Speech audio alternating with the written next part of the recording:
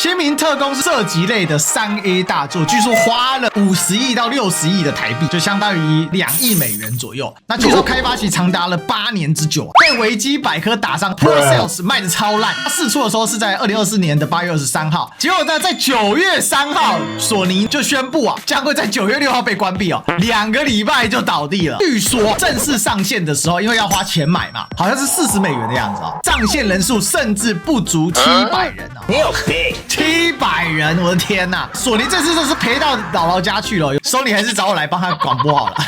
没说游戏本身的品质不是太差，但上市后面临不少的争议过度的政治正确使得角色缺乏吸引力比如说还有很多黑人角色，似乎没有一个符合传统审美这个是黑人专用游戏吗？台湾最多游戏人聚集的地方，就大家回应爽啊！2色游戏还想教育玩家，说好的3季更新就撑不到3周，还是乖乖走美美帅帅路线比较吃香啊！游戏性没有特别的突出，人物设计又一塌糊涂，又过分强调政治正确价值，所以呢，最后这个游戏一点都没有乐子，非常的 boring。 Ladies and gentlemen, welcome the host. 新民特工是什么呢？这个是一个射击类的3A 大作，据说花了50亿到60亿的台币就相当于号称花了2亿美元左右。那这个新民特工英文名字叫做 Concord， 它呢是放在 PS5 上面跟 Windows 上面可以玩的Steam 上面据说也有它释出的时候是在2024年的8月23号，相当于在黑悟空之后。那据说开发期长达了8年之久那可是这次卖的实在是太烂了，你看被维基百科打上，招致了大量的批评 ，Poor Sales 卖的超烂。结果呢，在9月3号，索尼呢就宣布这个游戏呢将会在9月6号被关闭2个礼拜就倒地了。那索尼这次就是赔到姥姥家去了，有多惨呢？我们来看一下，索尼新民特工上架2周，9月6号关服官方就解释了下架的原因这号称呢史上呢最短命的服务型游戏这个游戏呢是开发是多人射击，它是5打5的所谓的英雄类射击虽然是比传统 FPS 再更进一步。什么叫做英雄类射击呢？就是说大家知道你有玩过 CS 嘛那 CS 里面呢每个人枪就是枪，炸弹就炸弹地质炸弹地质炸弹，基本上你没有特殊能力，每个人都一样。但是这种英雄类射击游戏呢，就每一个角色它是有不同能力值的那这个多人线上射击游戏呢，测试阶段也只有2000人，当时是免费的那据说正式上线的时候，因为要花钱买嘛，好像是40美元的样子结果呢，上线人数甚至不足700人700人，我的天哪！Sony还是找我来帮他广播好了。那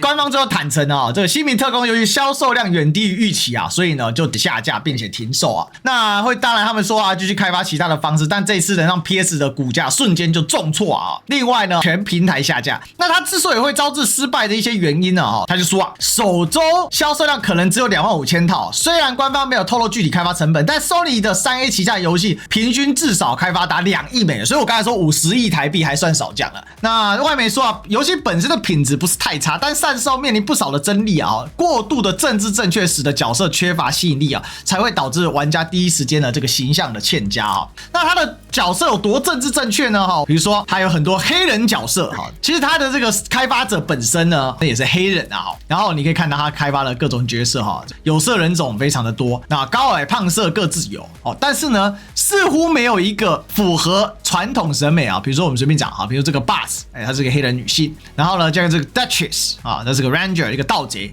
她是一个老年的黑人女性，然后呢 Emery 她是一个壮年的黑人女性，但是看起来比较粗壮一点然后呢这个 Hammer 她呢这个看起来呢是一个有色人种的女性，然后呢这个 Kips 甚至呢不是人类了对不对？然后还有这个 SZ 那甚至连性别都不是很清楚。那还有这个 Jabari 这个也是个黑人男性然后呢这个 Lennox 这个据说他主角之一这个不是有色人种，这是外星人吧然后这个 Luck 看起来这个我绝对不会用，好丑。 Roca 然后呢这个 Star Child 这个星海，然后长得是这个样子那这个 Teal 这个看起来也不是纯正的白人这个比较像拉丁裔的吧。然后这 Veil 又是个黑人女性到底这么爱黑人女性也太夸张了吧。这 Sony 不是说多元性别多元角色吗这个是黑人专用游戏吗？很多人就把它拿来跟另外一款知名的英雄射击类大作叫 Overwatch 来做对照。但是 Overwatch 呢，就是斗阵特工，好歹人家是免费的，好不好？你还要人家至少花$40去买你的，而且呢，这个至少角色的设计上面还是有一些比较符合传统，可能一些大家喜欢的一个造型嘛。据他的说法，就是游戏性老旧。那 Overwatch 其实就以3A 来说，它也是卖的不好。反正呢，整个是卖的很糟糕，很多人就批判这不就是政治正确嘛？所以呢 ，Sony 在第一时间就重挫了3%的股价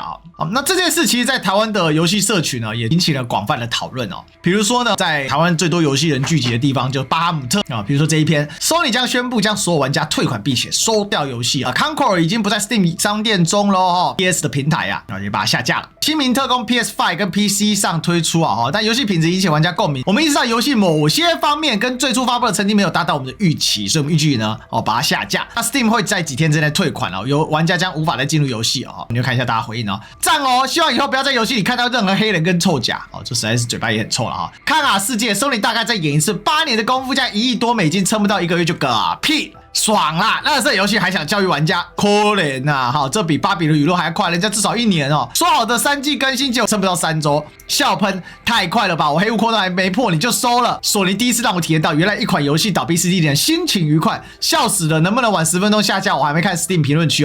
就能讲重点还是乖乖走美美帅帅路线比较吃香大家都了解到一个政治正确的游戏呢，它很难活得久，为什么呢？因为玩家下了班就想放松。想放松就想要体验美好的事物，你把玩家连体验美好的事物都丢了，都收了，你还想要怎么样？连玩家难道是要被玩吗？那这个脑子有洞的吗？那政治正确的背后就牵涉到很多了比如说呢，在国外有专门呢在提供政治正确顾问的公司在这个进行的，那你只要接受了他的咨询，你就很容易通过审查。那另外呢，也可以得到相关的团体的正面的评价。但问题，游戏产业终究是门生意，如果没有办法让大多数的玩家买单，或者至少让一部分的玩家积极买单，那你基本上要回到姥姥家去。尤其3A 大作更是不能政治正确。为什么？因为一旦政治正确了，它可能受众就会缩小，那一旦缩小了，那反而就更没有人想要来看了那最大的问题就在这里游戏的本质是娱乐的终极呈现嘛，所以在这件事情上呢这次索尼真的算是跌了一个超级无敌大跟斗游戏性没有特别的突出，人物设计有一塌糊涂，又过分强调政治正确价值，那所以呢，最后呢，这个游戏一点都没有乐子，非常的